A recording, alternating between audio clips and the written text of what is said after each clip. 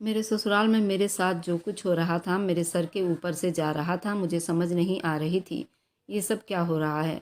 सुहाग रात को मेरे सारे कपड़े बेड के नीचे पड़े थे। ब्लाउज़ 2 टुकड़ों में फटा हुआ और वो मेरे बाजू में ही अटका हुआ था। और मेरा पूरा ब्यूटी बॉर्न लाल हो चुका था, जिसमें मुझे बहुत जलन हो रही थी। टांगों के नीचे हल्की हल्की चीस मच रही थी और मैं बेहद गहरी नींद में जा चुकी थी। जब मेरी आँख खुली तो मेरा पूरा सर चकरा रहा था। मेरा पति अभी भी गहरी नींद में बेसुध बेड के नीचे पड़ा था, जहाँ मेरे सारे कपड़े पड़े थे। उसी के ऊपर उल्टा सीधा सो रहा था। अपने पति पर मुझे ज़रा भी शक नहीं था, क्योंकि उसकी उम्र मुझसे कम थी और मुझसे पूरे 5 साल छोटा था। यही सदमा मुझे बेहद परेशान कर रहा था। सुहाग रात के बारे में मेरी सहेली ने जो कुछ बताया था, ऐसा मेरे साथ कुछ भी नहीं हुआ था। मेरी सहेली की कहानी भी बहुत दुख भरी थी और मेरे साथ भी ये सब कुछ हो गया था। मैं 19 साल की थी। अपने शादी को लेकर मेरे दिल में बहुत सारे अरमान थे, लेकिन कुछ समस्याओं की वजह से मेरे सारे अरमानों पर पानी फिर गया था। मेरी शादी तो हो चुकी थी, लेकिन मेरा पति मेरी उम्र से बहुत छोटा था। आज मैं अपने पति के लिए सेज सजाए बैठी थी, लेकिन आंसुओं की धार रुक नहीं रही थी। मुझे अपनी सहेली की बातें याद आ रही थी। मेरी सहेली उम्र में मुझसे बड़ी थी। उसके माँ बाप ने उसकी शादी जल्दी ही तय कर दी थी। जिस लड़के से उसकी शादी तय हुई थी वो हमारे गली का ही था। मैं उस लड़के को अच्छे से जानती थी। उस लड़के की फैमिली तो अच्छी थी, लेकिन उस लड़के की आदत बहुत ख़राब थी और मेरी सहेली सुमन की शादी बड़ी जल्दीबाजी में तय हो गई थी। मुझे मौका ही नहीं मिला उस लड़के के बारे में बताने का। वह लड़का सुमन के लायक नहीं था। उस लड़के का छोटा भाई तो बहुत ही लायक था और उस लड़के के पिता भी सरकारी नौकरी में थे, जो रिटायर हो गए थे। उसका छोटा भाई अपनी आगे की पढ़ाई कर अपनी नौकरी की तैयारी कर रहा था। वहीं पर उसका बड़ा भाई कुछ आवारा दोस्तों के साथ कई नशीली चीज़ों के सेवन के चक्कर में पड़ चुका था। लेकिन ये बात सुमन से छुपाई गई थी। सुमन का घर हमारे घर से काफ़ी दूर था, लेकिन उसके होने वाले पति का घर हमारे घर के बिल्कुल सामने ही था। वह लड़का कई नशीले चीज़ों की लपेट में था, लेकिन उसके माँ बाप ने सुमन की ज़िंदगी खराब कर दी थी और उस नशेड़ी लड़के की शादी सुमन से करवा दी थी। उसकी सुहाग रात भी बड़ी अजीब बीती थी। सुमन को वह लड़का बहुत पसंद आया था, क्योंकि सुहाग रात के दिन उस लड़के पर कड़ी निगरानी रखी गई थी। तब सुमन की सुहाग रात हो पाई थी। लेकिन सुमन उस लड़के पर मर मिटी थी। वह उस लड़के की किस्मत ही थी। कुल 15 दिनों में सुमन को उसकी असलियत का पता चल गया था कि वह कई नशीली चीज़ों की लपेट में है। जब धीरे धीरे सुमन के सारे जेवर गायब होने लगे, वह घर में कम आने लगा, तब सुमन को उसकी असलियत के बारे में पता चल चुकी थी। लेकिन जब तक काफ़ी देर हो चुकी थी, सुमन भी उस लड़के से बेहद मोहब्बत करने लगी थी।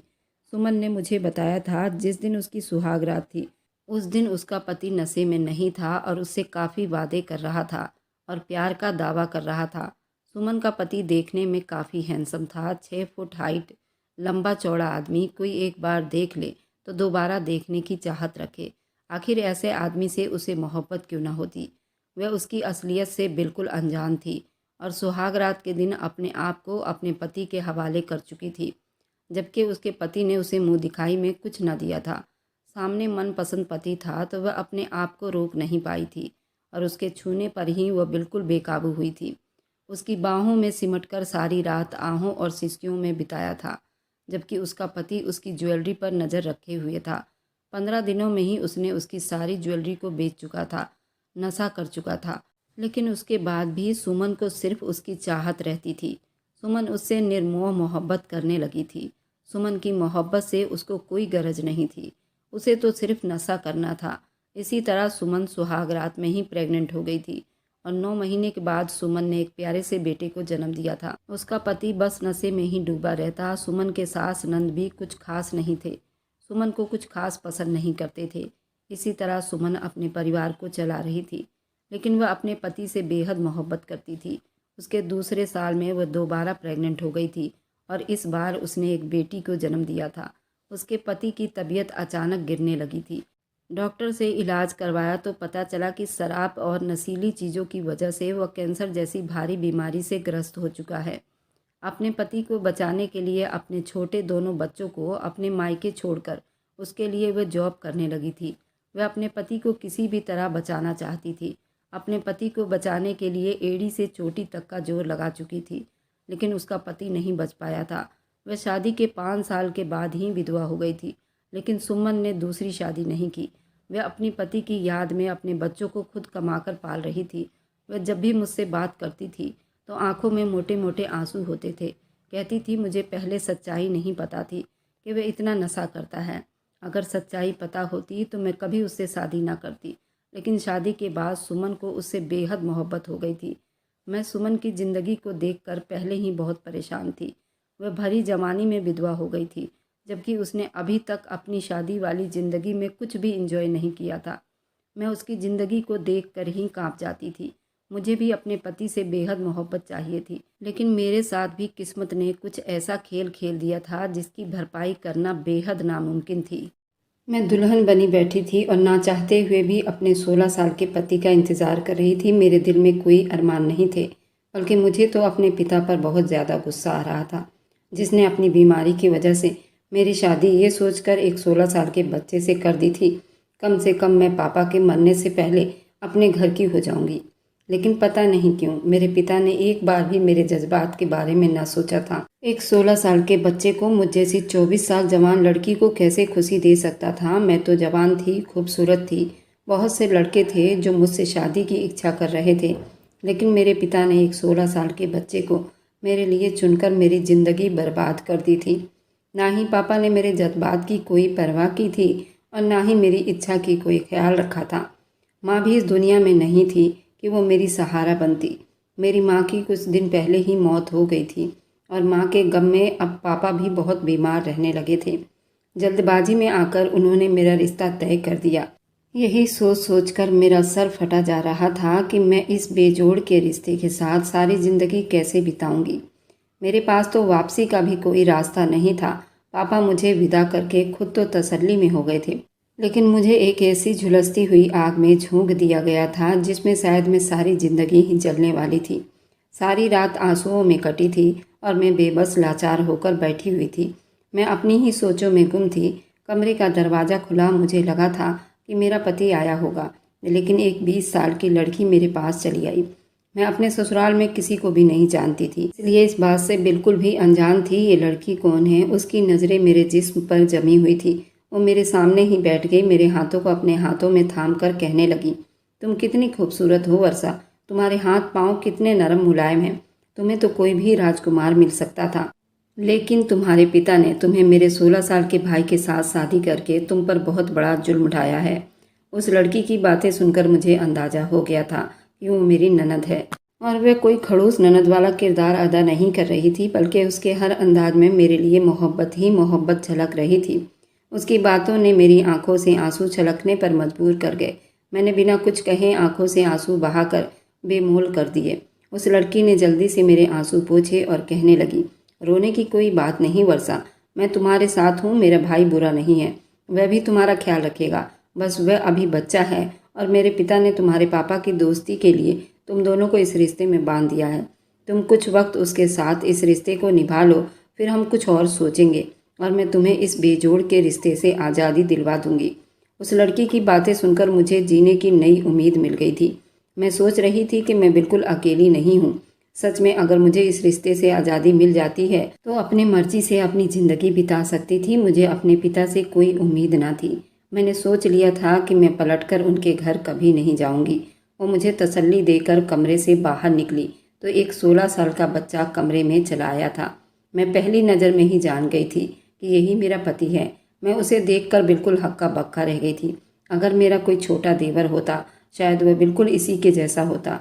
मेरे पास आकर बैठा और बेकाबू ही मेरे चूड़ियों से खेलता हुआ कहने लगा, मुझे लाल रंग की चूड़ियाँ बहुत पसंद है, ये आपकी गोरी गोरी कलाइयों पर बहुत जम रही है। मैंने घबराकर अपने हाथ पीछे खींच लिए। वह 16 साल का बच्चा था, लेकिन मेरा पति था और यही सोचकर मुझे घबराहट हो रही थी। मेरी उस हरकत पर उसने मुस्कुराकर मेरी तरफ देखा और कहने लगा, वर्षा आप तो ऐसे कर रही हैं जैसे मैं आपको खा जाऊंगा। आप मेरी पत्नी हैं, क्या आपको मालूम नहीं? एक 16 साल के बच्चे के मुंह से अपने लिए पत्नी का शब्द सुनकर मैं तो बिल्कुल चुप हो गई थी। और फिर मैंने कहा, मैं बहुत ज़्यादा थक गई हूँ और कपड़े बदलकर सोना चाहती हूँ। उसने कोई भी एतराज़ ना किया और मैं जल्दी से नहाने बाथरूम में चली गई। कितनी ही देर मैं सावर खोलकर नीचे खड़ी अपने आंसुओं को पानी के साथ घुलता महसूस कर रही थी। अपने दिल को थोड़ा हल्का करती हुई मुझे यूं सावर के नीचे खड़े काफ़ी देर बीत गए थे और फिर अचानक ऐसा लगा जैसे किसी की नज़रें मेरे जिस्म पर जमी हुई हो। मैंने घबराकर इधर उधर देखा, लेकिन बाथरूम में ऐसी कोई खिड़की नहीं थी। कोई बाहर से मुझे देख सकता था? क्या कमरे में से कोई मुझे देख रहा था? पर कमरे में तो मेरा पति बादल था। मैं बहुत ज़्यादा परेशान हो गई थी। मैंने जल्दी से कपड़े बदल लिए और बाथरूम से बाहर निकली। मेरा पति बिस्तर पर गहरी नींद में सोया हुआ था। उसे सोता देखकर मुझे विश्वास हो गया कि मुझे वहाँ वहम हुआ था। अगर बादल सो रहा था तो भला मुझे कौन देख सकता था? मैं चुप से बेड के दूसरे किनारे पर आकर लेट गई और आंखें बंद करके सोने की कोशिश करने लगी। सारे दिन की थकन और रोने धोने की वजह से मेरी आंखें इस तरह जल रही थी कि कुछ ही देर में मुझे नींद आ गई। लेकिन आधी रात को मुझे कुछ अजीब सा एहसास हुआ और मैं नींद से घबराकर उठ बैठी थी। कमरे में इस तरह अंधेरा था, मुझे कुछ भी समझ नहीं आ रहा था। न जाने क्यों मुझे नींद में ऐसा महसूस हो रहा था जैसे किसी ने मेरे जिस्म पर हाथ फेरा हो। बड़ी मुश्किल से मैंने साइड टेबल पर लगे बल्ब को जलाया था और अपने साथ बिस्तर पर पड़े बादल को एक नज़र डाली, जो पहले की तरह गहरी नींद में सोया हुआ था। या शायद ये मेरा वहम था, इसलिए मुझे ऐसा लगा था कि किसी ने मुझे छूने की कोशिश की है। यही सोचकर मैंने दोबारा अपने बेड वाला लाइट बंद किया और सो गई। लेकिन सुबह जब मेरी आँख खुली तो मेरा हुलिया कुछ अलग तरह का लग रहा था। ऐसा लग रहा था जैसे रात किसी ने मेरे साथ छेड़खानी की हो। मेरी सलवार की सारी सिलाई खुली हुई थी, सूट भी मेरे चेस्ट से ऊपर था, मगर मेरा पति बादल एकदम गहरी नींद में था। मैंने बड़ी परेशानी में यहाँ वहाँ नज़र डाली, सब कुछ ठीक ठाक ही दिखाई दे रहा था। मुझे बार बार अपने लिए बहुत अजीब महसूस हो रहा था, या फिर बात कुछ और थी। एक अजीब सी परेशानी ने मुझे घेर लिया था। मैं थोड़ी देर में फ्रेश होकर कमरे से बाहर निकली तो सामने ही डाइनिंग टेबल पर बादल के पिता यानी मेरे ससुर जी बैठे हुए थे। मुझे देखते ही उन्होंने सर से पांव तक मुझे अपनी नज़रों की जकड़ में लिया और मुस्कुराकर कहने लगे, आओ वर्षा, मैं तुम्हारा इंतज़ार कर रहा था। चलो मेरे साथ बैठकर नाश्ता कर लो। मेरे ससुर एक कुर्सी पर बैठे थे। उन्होंने अपने पास वाली कुर्सी पर मुझे बैठने का इशारा किया तो मुझे कुछ अजीब सा लगा। ऐसा नहीं था कि मैं अपने ससुर को पहली बार देख रही थी। मैं उन्हें अच्छी तरह से जानती थी।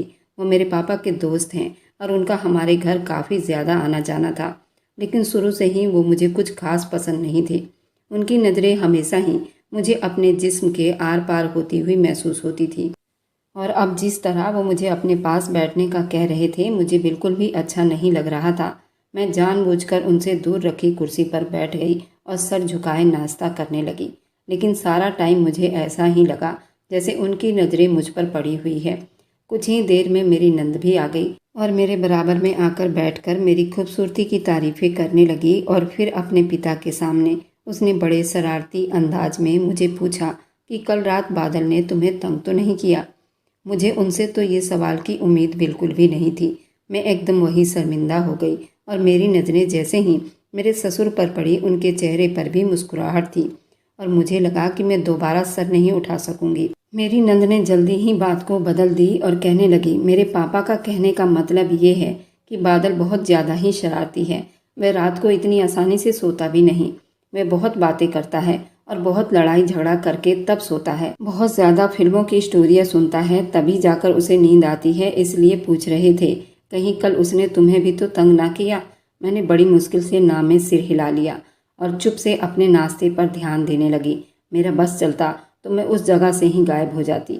मेरे ससुर जी नाश्ता करके वहाँ से चले गए तो मेरी जान में जान आई थी। लेकिन अचानक ही मेरी नंद कहने लगी, पापा ने सिर्फ तुम्हारी हमदर्दी में बादल का रिश्ता तुमसे करवाया है, वरना कोई पिता अपने बच्चे की ज़िंदगी खराब नहीं करना चाहता। इसलिए तुम पापा का ख्याल रखा करो। माँ के मृत्यु के बाद से वो बिल्कुल अकेले रहते हैं। मेरी नंद ने चाय का एक कप निकालकर मेरे सामने रखा और कहने लगी, पापा अपने कमरे में चाय पीते हैं, जाओ जाकर पापा के कमरे में चाय देकर आओ, वह बहुत खुश हो जाएंगे। मैं उसकी बात पर एकदम ही हड़बड़ा गई थी, लेकिन मैं अपनी नंद को मना नहीं करना चाहती थी। इसलिए मजबूरन मैंने चाय का कप उठाया और अपने ससुर जी के कमरे में पहुंच गई। मेरे ससुर बिस्तर पर बैठे हुए थे। मुझे भी अपने पास बैठने का इशारा किया। ना चाहते हुए भी मुझे उनके साथ बैठना पड़ा। वे धीरे धीरे मेरे करीब हुए और धीरे धीरे कहने लगे, मैं जानता हूँ वर्षा, बादल तुम्हें कोई खुशी नहीं दे सकेगा। वह अभी बहुत छोटा है, लेकिन बस कुछ दिनों की बात है, फिर सब कुछ ठीक हो जाएगा। उनके मुंह से ऐसी बात सुनकर मैं घबरा कर खड़ी हो गई और तेज तेज कदम उठाती उनके कमरे से बाहर निकल आई। ये ससुराल तो मेरे लिए मेरे गले का फंदा बन गया था। सिर्फ 16 साल का पति ही मेरी परेशानी नहीं थी, बल्कि मेरे ससुर भी मुझे एक आँख नहीं भाते थे। मैं सीधा अपने कमरे में चली आई थी। बादल जाग चुका था, मुझे देखते ही भाग कर आया और मेरे गले से लग गया।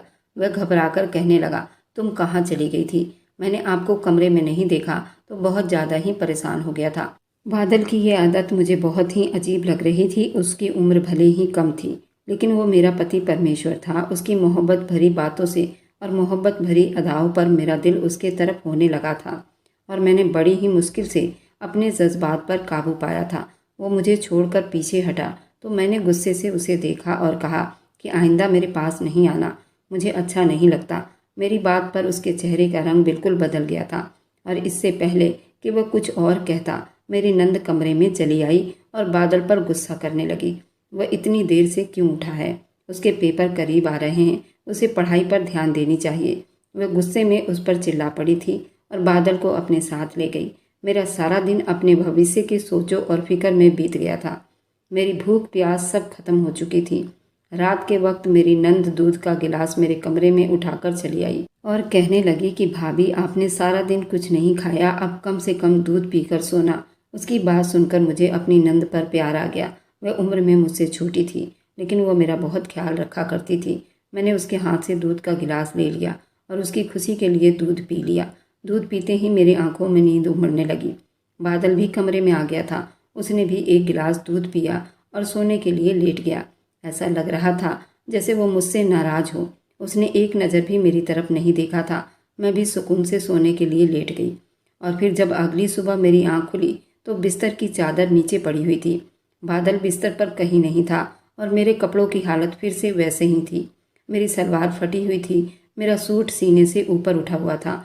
मुझे महसूस भी हो रहा था कि मेरे साथ बहुत कुछ गलत हो रहा था और मेरी हालत काफ़ी ख़राब हो रही थी। मैं रात को बिल्कुल ठीक ठाक कपड़े पहनकर सोई थी, लेकिन इस वक्त उस सलवार की हालत बहुत ख़राब थी। मेरी सलवार पूरी खून में सनी हुई थी और उस दिन पहले रात भी मेरे सलवार खून से सने हुए थे। आखिर ये सब मेरे साथ क्या हो रहा था और मुझे कुछ याद भी नहीं था। मेरे दोनों छाती में नील पड़ रहे थे और मेरा जिस्म दर्द से फट रहा था, जैसे मेरे साथ किसी ने जोर ज़बरदस्ती की हो। मैंने परेशानी में बादल को देखा। वो बेड से नीचे पड़ा हुआ था, शायद नींद की हालत में नीचे गिर गया था। लेकिन फिर बिस्तर की ऐसी हालत किसने की थी और मेरे कपड़े और मेरे शरीर को किसने नोचा था? मैं ये बात किसी को बता भी नहीं सकती थी। मैं अपने पति को हाथ तक भी नहीं लगाने दे रही थी। फिर ये कौन था जो मेरे साथ ये सब कर रहा था? और फिर मेरा पति तो मेरे साथ ही दूध पीकर वह भी जैसे बेहोशी की हालत में चला गया था। मैंने जल्दी से उठकर वॉशरूम में घुस गई और नहाकर आई तो मैंने उन कपड़ों को छुपा दिया और बिस्तर को ठीक किया। मेरी अपनी हालत भी बहुत बुरी हो रही थी। मेरे कमर में बहुत दर्द उठ रहा था। मैंने बादल को हिलाया तो वह गहरी नींद में से बड़ी मुश्किल से आंखें खोलकर मुझे देखने लगा। मैंने उसे बिस्तर पर वापस किया, फिर खुद भी बिस्तर पर ही बैठ गई। मैंने दोनों हाथों की उंगलियां आपस में उलझाए परेशानी की हालत में उठ बैठी थी। ये सब क्या हो रहा था मेरे साथ? बादल एक 16 साल का बच्चा था। मुझे विश्वास था वो मेरे साथ कोई ऐसी वैसी हरकत नहीं कर सकता। लेकिन अगर बादल ने मेरे साथ कुछ गलत नहीं किया था तो फिर ये सब कैसे हो रहा था? काफ़ी देर इसी तरह अपनी सोच में उलझे रहने के बाद मैं कमरे से बाहर निकली। मुझे ऐसा महसूस हुआ जैसे कोई मेरा दरवाज़ा खोलते ही छुप गया हो। मैंने एक तैरती हुई नज़र अपने कमरे की तरफ देखा तो मुझे एक साया तेज़ी से जाते हुए दिखा और इस बात ने मेरे कदमों तले से ज़मीन खींच ली थी। इस घर में बादल के अलावा अगर कोई और आदमी था तो मेरा ससुर था और मैं सोच भी नहीं सकती थी कि कोई पिता अपने बेटे की पत्नी के साथ कोई गलत हरकत कर सकता है। मैं अपने ही पति के घर में खुद को असुरक्षित महसूस कर रही थी। रसोई से निकलकर वर्षा मेरे पास आई और मेरे चेहरे के फीके रंग देखकर कहने लगी, भाभी सब ठीक तो है ना? क्या हुआ आपको? आप परेशान क्यों हैं? मैंने डर कर उसको बताया कि मुझे ऐसा लग रहा था जैसे कोई मेरे दरवाजे के साथ खड़ा हो या फिर अंदर झांकने की कोशिश कर रहा हो। मेरी बात सुनकर वह हैरान हुई और कहने लगी, पापा तो सुबह से डॉक्टर के पास गए हैं। बादल आपके कमरे में है, मैं खाना तैयार कर रही हूँ। आपको ज़रूर कोई गलतफहमी हुई होगी। मैंने उसको विश्वास दिलाने की बहुत कोशिश की। मैंने खुद कोई साया देखा था वहाँ, लेकिन उसको मेरी बात पर विश्वास ना हुआ। वो यही कह रही थी, घर में उसके अलावा इस वक्त और कोई नहीं। बादल के इम्तिहान चल रहे हैं, वह अपने इम्तिहान की तैयारी में लगा हुआ है। आराधना मुझे बताने लगी, वह पढ़ाई में बहुत तंग करता है और अब मुझे उसे पढ़ाना चाहिए। मैंने धीरे धीरे अपनी जिम्मेदारियां उठानी शुरू की और बादल को भी खुद पढ़ाने लगी। मेरी ज़्यादातर यही कोशिश होती थी कि मैं अपने कमरे में रहूं और अपने ससुर के साथ बातचीत ना करूं। पता नहीं क्यों मुझे उनसे बहुत डर महसूस होता था। दिन तेज़ी से बीत रहे थे। बादल के साथ मेरी काफ़ी अच्छी दोस्ती भी हो गई थी। वह मेरे पास भी आता था। मुझे घबराहट या बेचैनी ना होती थी। मैं उसके साथ हमेशा बहुत प्यार से पेश आती थी। वह एक बिन माँ का बच्चा था, यही सोचकर मैं धीरे धीरे उसका ख्याल रखने लगी थी। शादी के 6 महीने के बाद मुझे कुछ मामूली सी हरकतों का एहसास हुआ था। मैं अपने पति को अपने पास नहीं आने देती थी, ना ही कोई शारीरिक संबंध बनाया था। अब ऐसा कुछ भी ना था, इसलिए मैं भी तसल्ली में होकर अब नई जिंदगी की शुरुआत कर चुकी थी। मेरी नंद से मेरी काफ़ी ज़्यादा अच्छी दोस्ती हो गई थी। वह सच में बहुत अच्छी और प्यार करने वाली लड़की थी। उसने मेरा ख्याल रखने और मेरा दिल बहलाने में कोई कसर ना छोड़ी थी। दूसरी तरफ बादल भी आम बच्चों जैसा नहीं था, बल्कि वो मुझे अपनी उम्र से बड़ा और जिम्मेदार मालूम होता था। मेरी शादी को ये 7वां महीना होने वाला था और इस तरह मेरे साथ कई बार हो चुका था। मेरे कपड़े फटे रहते थे और मेरे छाती से कपड़ा उठा रहता था। मेरी छाती की जगह बिल्कुल नील पड़े होते थे और मैं एकदम गहरी नींद में होती थी, जिससे मुझे जरा भी पता न चलता ये सब मेरे साथ कौन कर रहा है। और मैं कभी अपने पति के बारे में ये सब करने का सोच भी नहीं सकती थी, क्योंकि जब मैं गहरी नींद में होती थी उसी समय मेरा पति भी मेरे ही साथ गहरी नींद में सोया होता, बल्कि उसे तो मुझे जगाना पड़ता। मैंने कितनी बार इस सब के बारे में अपनी नंद से बताया, लेकिन वह बिल्कुल साफ मना कर देती, ये तुम्हारी गलतफहमी है भाभी। अब मैं उससे क्या बताती, मेरे साथ ये सब क्या होता है। अब मेरी तबीयत कुछ खराब रहने लगी थी। हर वक्त चक्कर से महसूस होते थे। रसोई में जाती तो चीज़ों की खुशबू से जी घबराने लगता। खाना देखकर तबीयत खराब होने लगती। शुरू शुरू में मुझे लगा शायद ये सब कमजोरी और गर्मी की वजह से है, लेकिन फिर टाइम बीतते गए, मेरी तबीयत खराब होती गई और जब मेरी नंद ने मेरी तबीयत ज़्यादा ख़राब देखी तो ज़बरदस्ती मेरा हाथ पकड़कर मुझे डॉक्टर के पास ले गई। डॉक्टर ने काफ़ी सारे सवाल करने के बाद अल्ट्रासाउंड करने के लिए भेजा और फिर जब अल्ट्रासाउंड की रिपोर्ट आई तो मेरे सर पर जैसे आसमान आकर गिरा हो, क्योंकि मैं प्रेग्नेंट हो गई थी और यही बात मेरे लिए बिल्कुल विश्वास करने वाली नहीं थी। मेरा पति एक 16 साल का बच्चा था जिसके साथ मेरा कोई संबंध नहीं था। फिर मैं प्रेग्नेंट कैसे हो गई थी? मैंने घबराकर डॉक्टर से कहा तो वह कहने लगी आपको कोई गलतफहमी हुई होगी। मेरी बात सुनकर डॉक्टर मुस्कुराई और कहने लगी आपकी नई नई शादी है ना, इसलिए ये खबर सुनकर आप थोड़ी परेशान हो गई हैं, लेकिन परेशानी की कोई बात नहीं है। प्रेग्नेंट होना कोई बीमारी तो नहीं है, ये तो खुशी की बात है। आपको तो भगवान का धन्यवाद करना चाहिए। शादी के पहले साल में ही भगवान ने आपकी झोली भर दी है, वरना लोग तो सालों साल इसके लिए तरसते हैं और विनतियाँ करते हैं, फिर भी औलाद की खुशी उन्हें नसीब नहीं होती। डॉक्टर ने कुछ दवाइयाँ लिखकर मेरे हाथ में पर्ची थमा दी। मैं हैरान परेशान होकर अपनी नंद के साथ बाहर निकल आई थी। उसके चेहरे की हवाइयाँ भी उड़ी हुई थी और जुबान को ताला लग गया था। मेरी आंखों में आंसू आ रहे थे। मैंने गुस्से से नंद से कहा ये सब क्या हो गया है? मेरे और बादल के बीच में ऐसा कोई भी अभी तक संबंध नहीं बना, फिर मैं कैसे प्रेग्नेंट हो सकती हूँ? मैं बिल्कुल भी बुरी किरदार की लड़की नहीं थी। मेरी नंद आराधना ने एक गहरी नज़र मेरे जिस्म पर डाली और बिना कुछ कहे मुझे घर ले आई। सारा रास्ता चुप रही और फिर मुझे लग रहा था कि मैं उसकी नज़रों में कसूरवार हूँ। मुझे डर था अगर वह भी मेरे किरदार पर विश्वास ना करेगी तो मैं कहाँ जाऊँगी। अपने ससुर से तो मुझे बिल्कुल भी कोई उम्मीद नहीं थी। कहीं ये बच्चा मेरे ससुर का तो नहीं? ये ख्याल आते ही मेरे पैरों तले से जान निकल गई थी और आराधना जैसे ही घर में दाखिल हुई तो सामने ही मेरे ससुर बैठे थे। उन्हें मालूम था हम लोग डॉक्टर के पास गए हैं।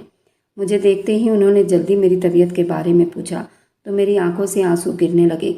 आराधना सर पकड़कर बैठ गई और उसने अपने पिता को मेरे प्रेग्नेंट होने की खबर सुना डाली। मुझे लगा मैं शर्म से ज़मीन में धंस जाऊंगी। अगर ये बच्चा उनका था तब मैं किसी को मुंह दिखाने लायक नहीं रहूंगी। बादल बच्चा जरूर था, लेकिन इतना छोटा भी नहीं था कि उसको प्रेगनेंसी का मतलब समझ ना आता। ये खबर सुनते ही मेरे ससुर गुस्से में उठ खड़े हुए और नफरत से मेरी तरफ देखते हुए कहने लगे मैंने तो तुम्हें बहुत पवित्र समझदार लड़की समझकर अपने घर की बहू बनाकर लाया था, मैंने सोचा था कि तुम्हारे मरते हुए पिता की आखिरी इच्छा भी पूरी हो जाएगी और मेरे बिन माँ बाप के बच्चे को तुम्हारा सहारा भी मिल जाएगा। लेकिन तुमने तो हमारे दामन पर दाग लगा दिया। ये किसका बच्चा है? तुमने किसके साथ अपना मुंह काला किया है? इससे पहले कि मैं कोई और जवाब देती, बादल बीच में बोल उठा था। कहने लगा, पापा, वर्षा ऐसी लड़की बिल्कुल भी नहीं है। आप गलत समझ रहे हैं। मैंने हैरानी से उसकी तरफ देखा। वह 16 साल का बच्चा आज मेरे पक्ष में उठ खड़ा हुआ था और अपने पिता से लड़ने लगा था, जबकि मैंने तो कभी उसे पूरे दिल से अपना पति भी नहीं माना था। बादल के पिता गुस्से में कहने लगे, फिर तुम बताओ, ये बच्चा किसका है? क्या तुम्हारा है? उनके सवाल पर वह चुप हो गया था। मेरे ससुर गुस्से में यहाँ से वहाँ टहलने लगे और फिर उन्होंने एक ऐसा फैसला किया जिसे सुनकर मेरे सर पर आसमान आकर गिरा था।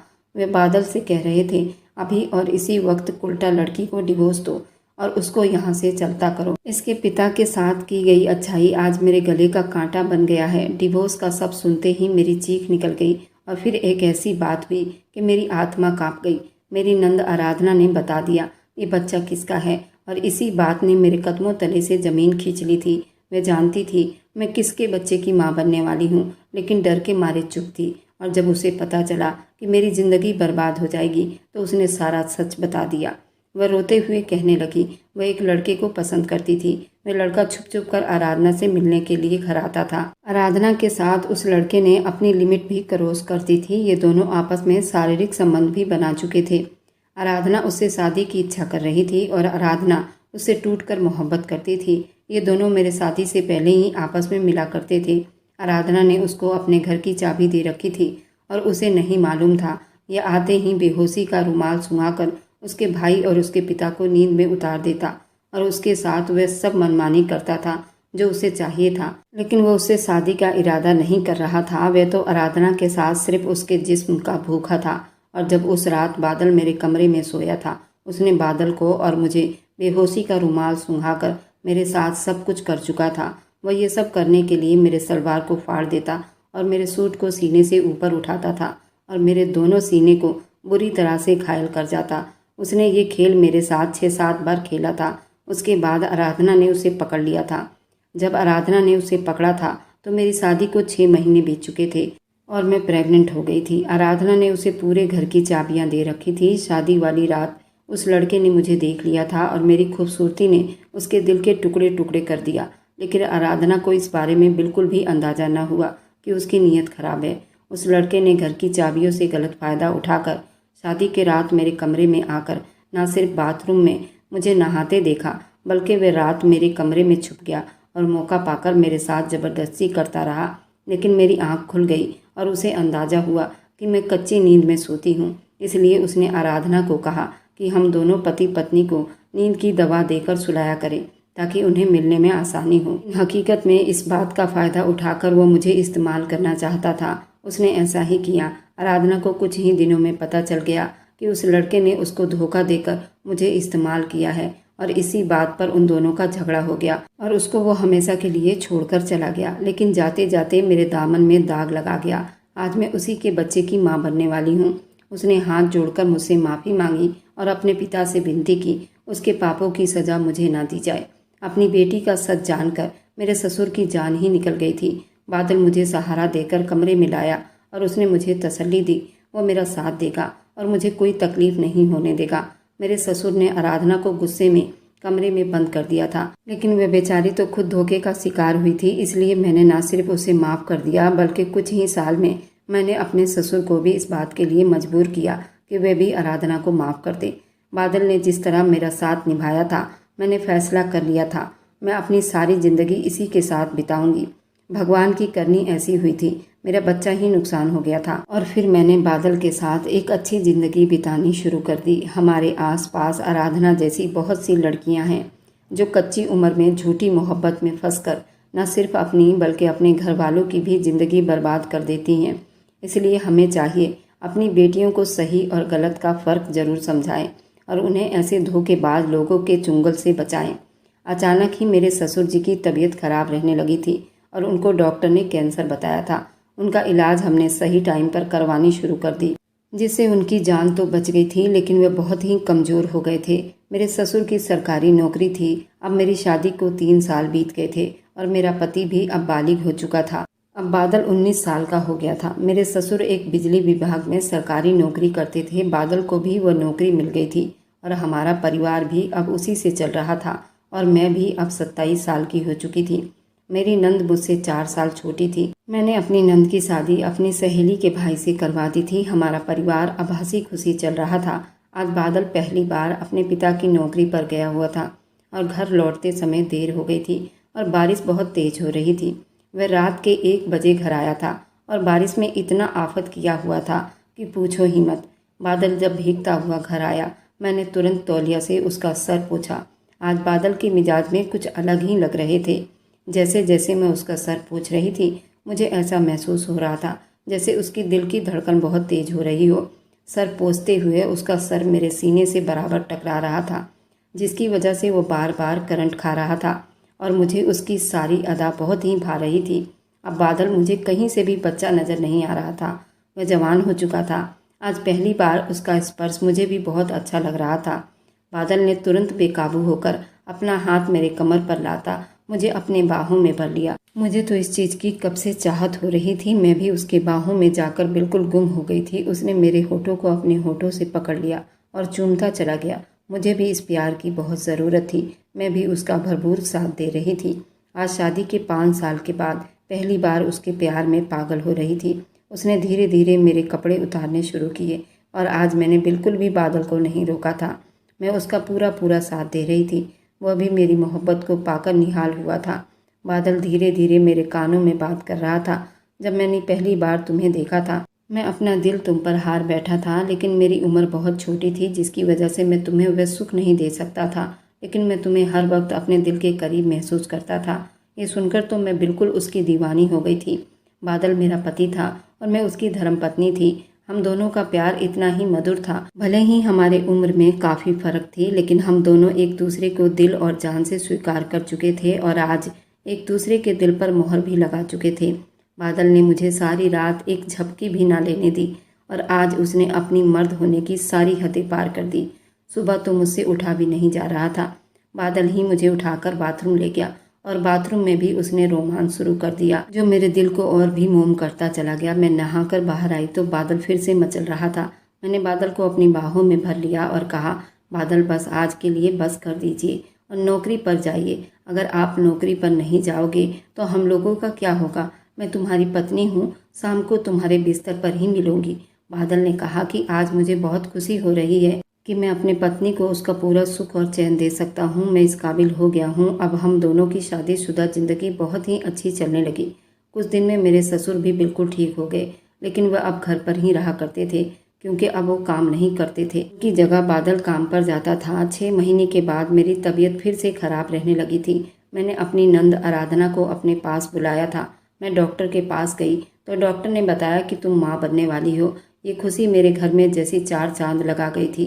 शादी के 7 साल के बाद मैंने एक चांद से बेटे को जन्म दिया था, जो मेरे पति बादल का ही था। बादल भी मुझसे बहुत प्यार करने लगा था। मेरे ससुर ने मुझे दिल से स्वीकार कर लिया था। वो मेरी बहुत तारीफ़ें करते थे। वर्षा का पति भी बहुत अच्छा निकला था। वर्षा ने अपने मुंह से अपने पति की बहुत तारीफ़ की थी। वर्षा को बहुत पसंद करता था। वर्षा भी अब प्रेग्नेंट हो गई थी।